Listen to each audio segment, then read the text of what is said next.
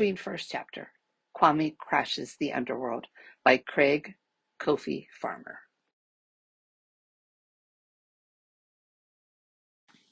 Chapter 1, Crossing the Threshold. If someone had told me a week ago that I was a weird reincarnation of the late Mother Earth, I probably would have searched for the nearest exit. If someone told me now, I would probably interrogate them to see if they were one of the abosom, one of the Samanfo, or some monster in disguise. If they fell into the last category, then I might have to chop them up with my Aquafina. Here's a free tip for you.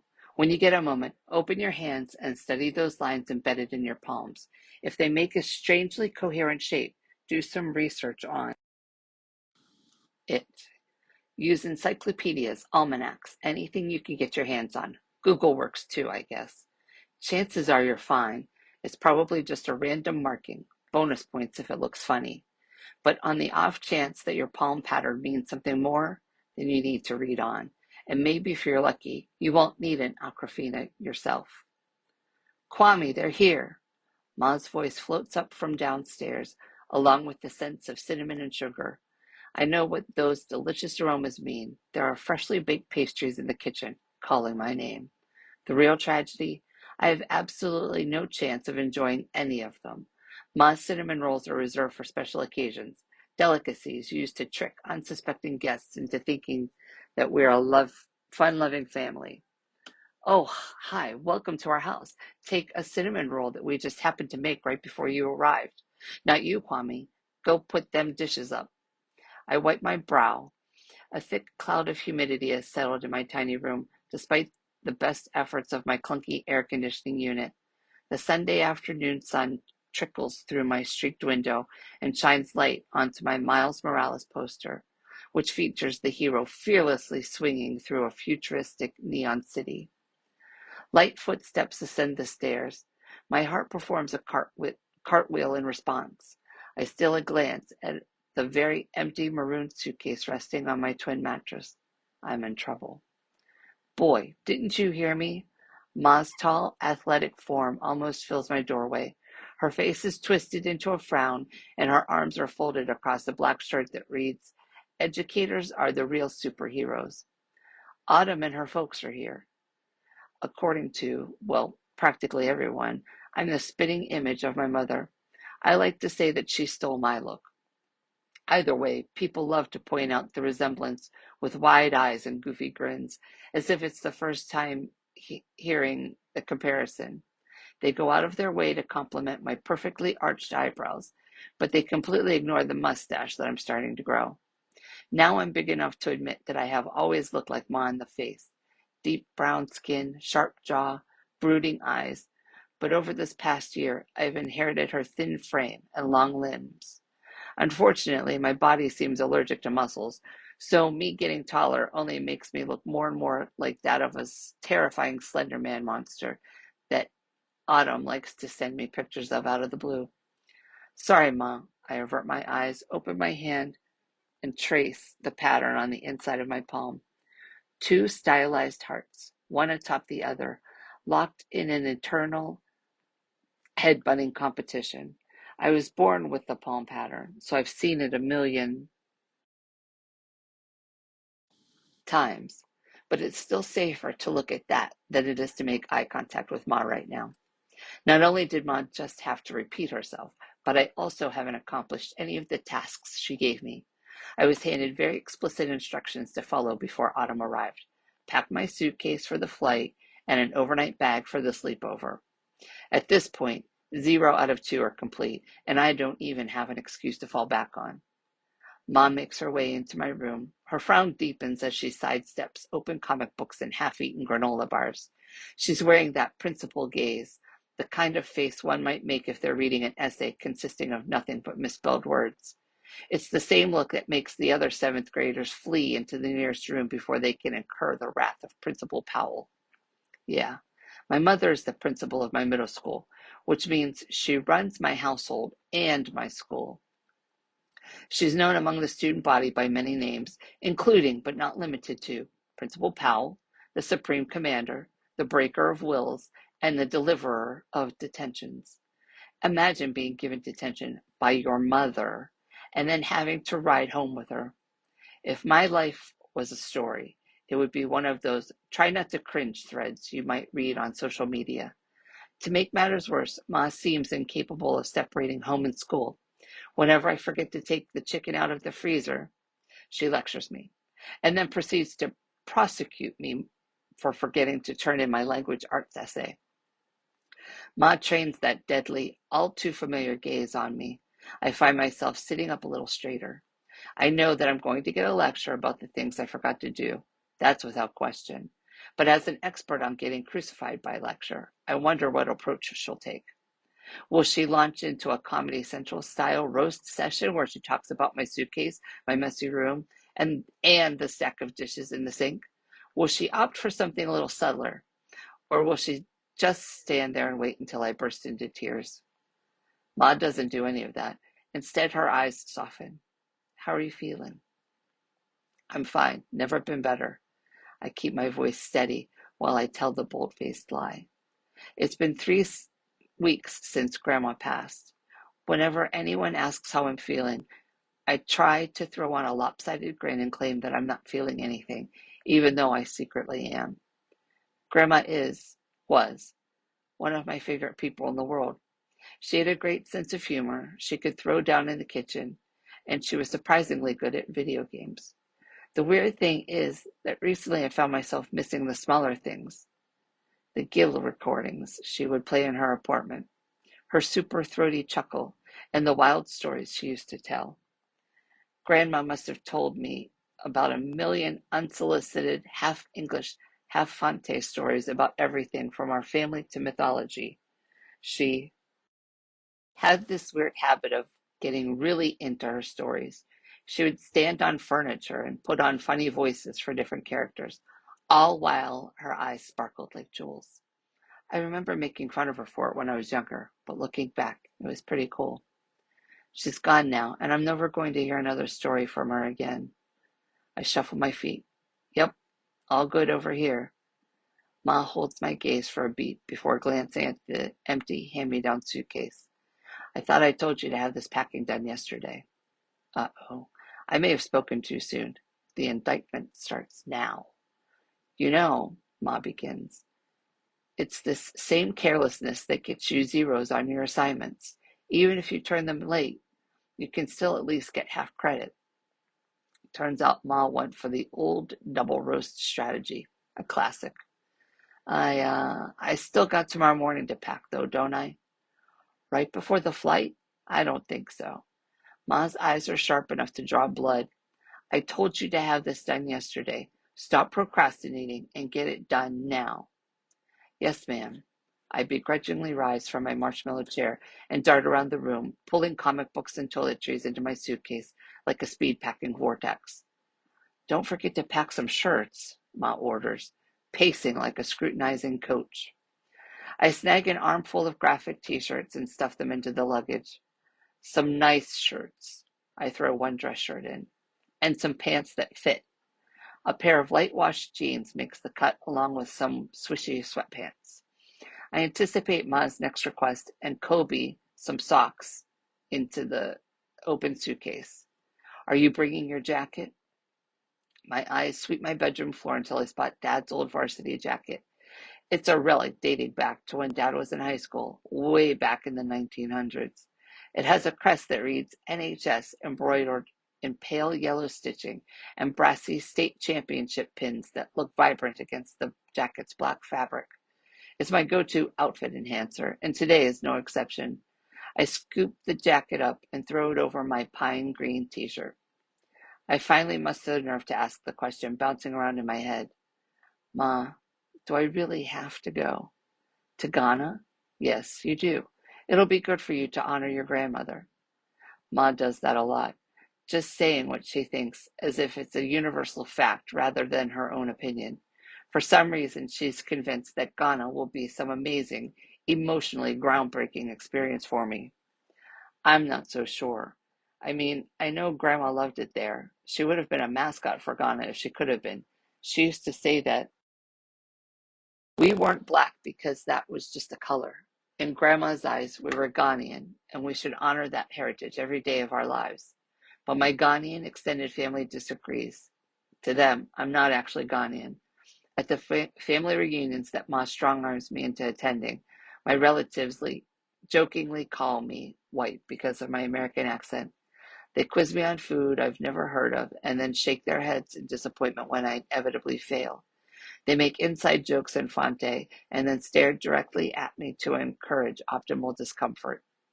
To them, I'm not Ghanaian. I'm just this kid they have a loose, questionable association with. They don't want me there, and I don't want to be there. So me not going to Ghana seems like a win-win. You know I loved Grandma, Ma nods. But can I please just stay at Autumn's until you get back? I promise we won't get into any trouble. Just into a healthy helping of pizza and video games. And Autumn's parents would be chaperoning the whole time. Ma's eyes narrow as she studies me. I fight the urge to shrink into the floor. I wonder how many problems students cave and confess their deepest, darkest secrets after just a few minutes of trading stares with Ma in her office. We'd even be getting some reading done for 8th grade, I add, trying to sweeten the deal, enough to rival the cinnamon rolls downstairs. No, you're coming with us, Ma decides. Your grandma wants you to be there. My heart sinks to my ankles. At her funeral? At her celebration of life, Ma corrects, that principled gaze slipping back on. Your grandmother would have hated having some melancholy American-style funeral, so we will celebrate her life and all that she's done, and hopefully we can make her smile. I stare. Make her smile? From the grave? Ma's eyes are unflinching. Your grandmother is not gone, Kwame. She is still with us, watching over us from the afterlife, from Asamando. Asamando is one of the storytime subjects that Grandma would talk about. This magical underworld where age, sickness, and pain don't exist, where the ancestors dance with the abosom, the Ghanaian gods and spirits. It makes for a good story, but I don't believe Grandma's sitting in the sky, watching everything going on down here. In fact, I don't even believe in any kind of life after death. Grandma's not frolicking around in some divine paradise. She's in the ground forever, and my life feels almost empty without her around. I open my mouth to say something about it, but I hesitate. Ma's eyes are a little puffy, and I remember how hard Grandma's passing has been on her over the past few weeks. She's even gone down to working only 40 hours a week instead of her usual 60. I sigh. Sure, Ma. Grandma's watching us. That's right, Ma says, straightening up. Her eyes fall to the darkness of the open closet behind me. And she would love to see you wear your dashiki. You remembered, I grumble. As a late birthday present, Grandma had hand sewn me a dashiki that was lime green and royal blue, my favorite colors. The dashiki was made to be a little big so that I could grow into it over the next few years. I didn't think I'd like it, but part of me, very, very low key, loves how it turned out. I think Ma noticed because she tried to get me to wear the dashiki on one of our dress down days during the last few weeks of school. But honestly, I would rather dislocate a shoulder. The kids from school don't see dashikis as exactly fashion forward. They see them as a gold mine for insults they think are clever. Exhibit A. Elijah, one of the 5 black kids in my grade, wore his dad's dashiki to school on the first day of Black History Month. He was styling and beaming with pride until he got spotted by some of our classmates. They didn't hold back. They made fun of how he looked. They mocked his father's Nigerian accent, and they topped it off by tugging at the dashiki until it ripped. After the Elijah roasting, I buried Grandma's dashiki deep in my closet and hoped that Ma would eventually forget about it. Mission failed. I I don't know that the dashiki is really my style, Ma. What style could you possibly have? I clenched my jaw. I have style. Style or not, Grandma made it just for you, and it's been collecting dust in your closet for a few months now. If there's any time to wear it, it's at the celebration. But Ma's eyes hardened. You must have me confused with someone you can talk back to. I swallow my retort. Ma grabs the spray bottle on my nightstand and wets my hair. She takes one of the gel containers lying on the floor and uses it to recoil a few of the twists on my head. Her hands expertly work through my hair, creating finely defined twists that put the rest of my head to shame. I know you think I'm being hard on you, but it's for your own good, Ma says.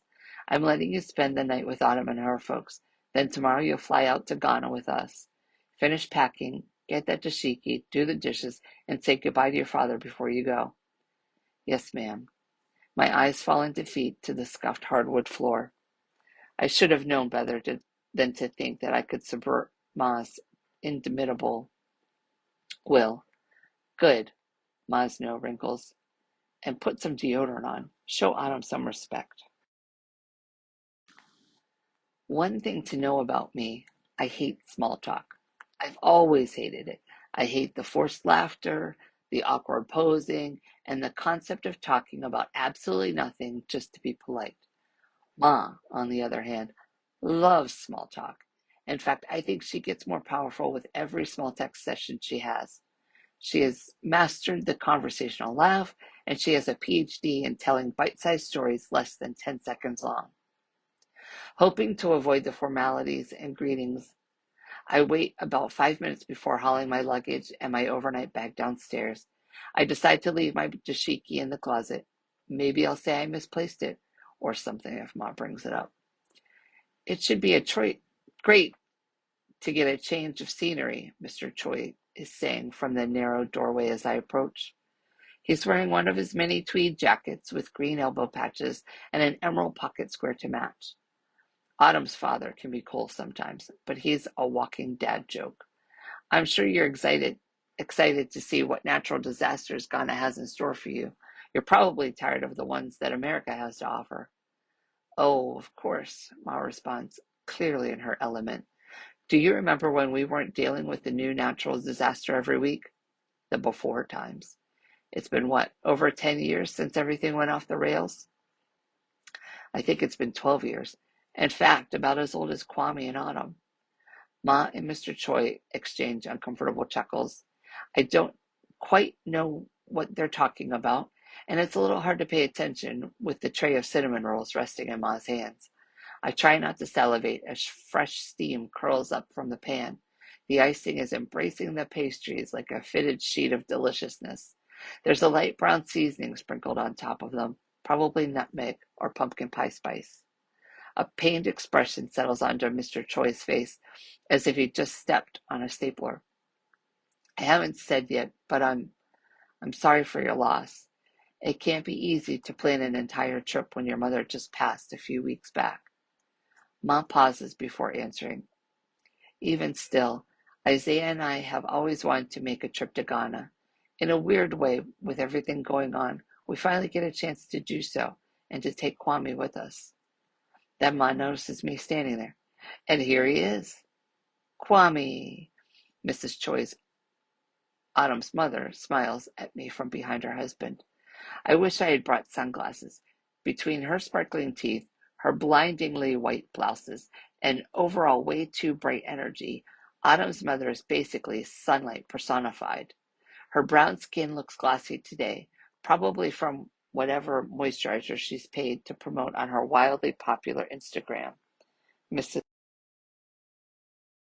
Choi is the queen bee of Autumn's well-off neighborhood, and her southern twang is like her designer shoes, something she never forgets to put on before she leaves the house. How are you holding up? Mrs. Choi asks. I glance at Ma, who gives me a practiced smile of her own. Ma's eyes aren't exactly smiling, though. They're saying, I don't care whose son you are, stick to the script or I will vaporize you where you stand. It's been a challenge, I say, mechanically repeating the same lines I have given to every one of my aunts and uncles over the last 3 weeks. But I'm lucky to have such strong parents to guide me through. Ma's smile widens. Mr. and Mrs. Choi clutch their chests and let out a harmonized, "Aw." The three of them proceed to talk about boring stuff like stock markets, coupons, and whatever else adults like gossiping about.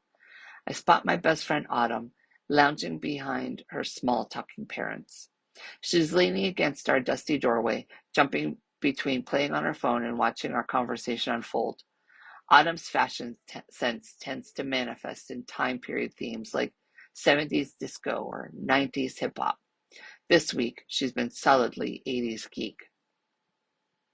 Today, Autumn's high-waisted jeans are paired with a faded black Star Wars t-shirt, a silver glittery fanny pack that hangs off her waist, a pair of old Ghostbusters charms dangle from her hearing aids, devices as mellow brown as her skin.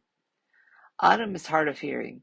She has postlingual hearing loss in both ears, which basically means that she experienced her hearing loss after she learned how to talk. Ever since I met her, we've been communicating primarily through American Sign Language. Now, her hearing isn't entirely gone. In fact, she can have whole verbal conversation with a hearing person by combining her lip reading skills with the sound that's amplified through her hearing aids. She likes to add little charms to the devices. She calls them hearing with style. Autumn must have lost the game she was playing because she suddenly puts her phone away and raises her eyebrows at me. While the adults are talking, she signs to me. I looked up just in time, just at the right time to catch her line. I'm lucky to have such strong parents to guide me through. Seems like the scriptiest of scripts. I stick my tongue out her. She makes a face. I prepare to give the best comeback of all time when Ma puts a hand on my shoulder. Stop all that. Go say goodbye to your father before you leave, and go do them dishes. I give Autumn one last playful side-eye glance, once more at the cinnamon rolls, head to the kitchen, and try to break my record for the fastest dishwashing session ever. Dad sits at the kitchen table as I work in the sink. He is a gargoyle come to life, complete with the perpetual scowl and the mountainous muscles. His white dress shirt screams for dear life as it struggles to maintain its integrity around his massive form. To my knowledge, Dad has always been huge. His Letterman jacket with the last name Powell stitched on the back almost swallows me whole every time I put it on. It isn't just his size that makes me feel on edge around him. Dad also has so many degrees that I start to nod off any time he lists them. He has so many trophies that he had to throw half of them out.